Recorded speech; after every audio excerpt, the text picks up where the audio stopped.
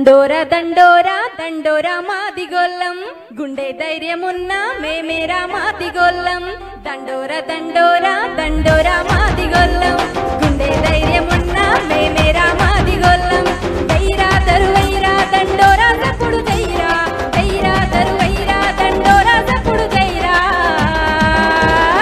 ఆది జాంబవంతునికి వారసులం మేము ఆట మరుమదప్పని మాదిగోళ్ళం ఆది జాంబవంతునికి వారసులం మేము మాట మనుమదప్పని వారసులం దండోరా దండోరా దండోరా మాదిగోళ్ళం గుండె ధైర్యమున్న మేమేరా మాదిగోళ్ళం దండోరా దండోరా దండోరా మాదిగోళ్ళం గుండె ధైర్యమున్న మేమేరా మాదిగోళ్ళం దమ్మున్న వాళ్ళము దిల్లున్న వాళ్ళము మేము మాదిగోళ్ళము మేము మాదిగోళ్ళము దేనికి తల వంచము అంచికి ముందుంటము మేము మాదిగోళ్ళము మేము మాదిగోళ్ళము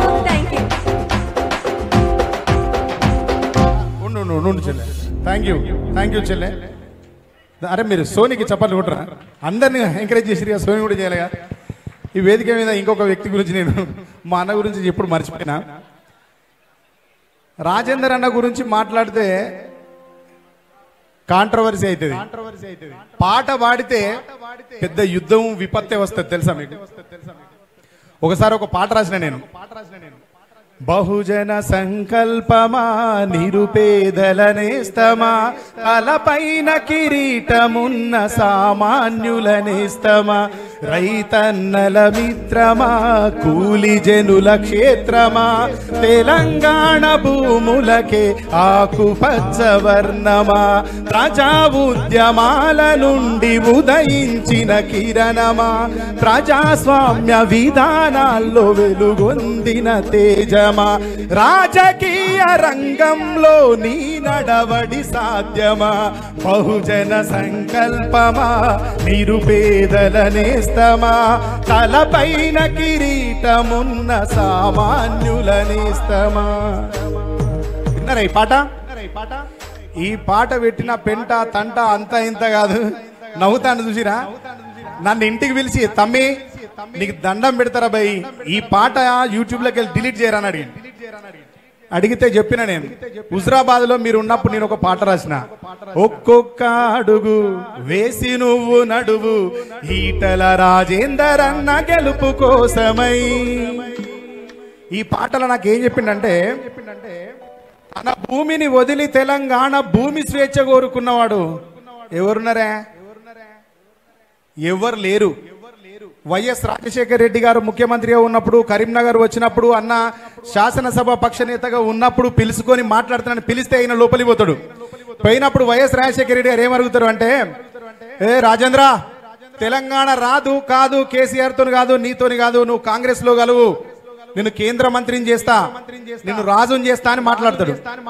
ఆయన లేచి ఏం చెప్తాడు రాజేంద్ర అని అంటే, రెండు చేతి దండం పెట్టి మీరేదో ముఖ్యమంత్రి పదవిలో ఉన్నారని, తెలంగాణ భూమికి ఏదో మంచి చేస్తారని, జరుగుతున్న ఉద్యమానికి ఏదన్నా ఆపి తెలంగాణని ఇచ్చే విధంగా మీరు కేంద్రంతో మాట్లాడి ఏదన్నా మాకు మంచి చేస్తారనుకొని వచ్చినా గానీ నేను ఈ నీచ రాజకీయాలు చేయడానికి రాలేదు అని తెగేసి చెప్పొచ్చాను తెలుసా మీకు.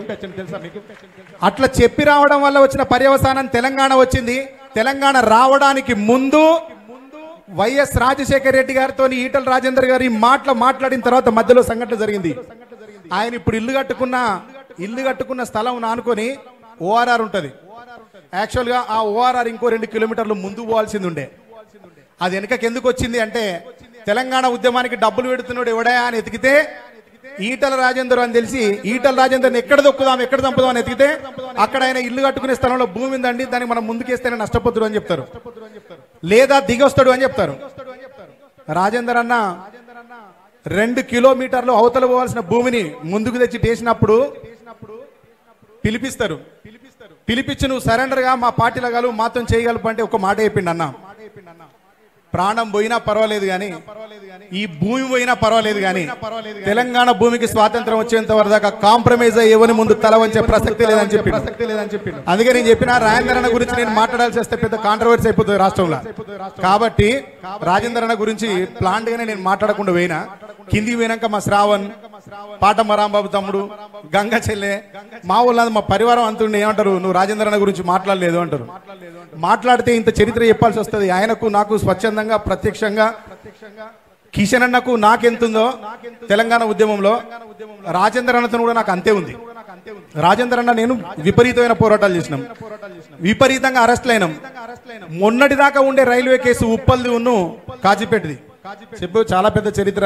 రాజేంద్ర అన్న నేను చెప్పొద్దనే పోయినా, దీన్ని తప్పుగా ఎవరు భావించద్దు, చెప్పితే ఇంత చరిత్ర చెప్పాల్సి వస్తుందని చెప్పకుండా అయినా చెప్ప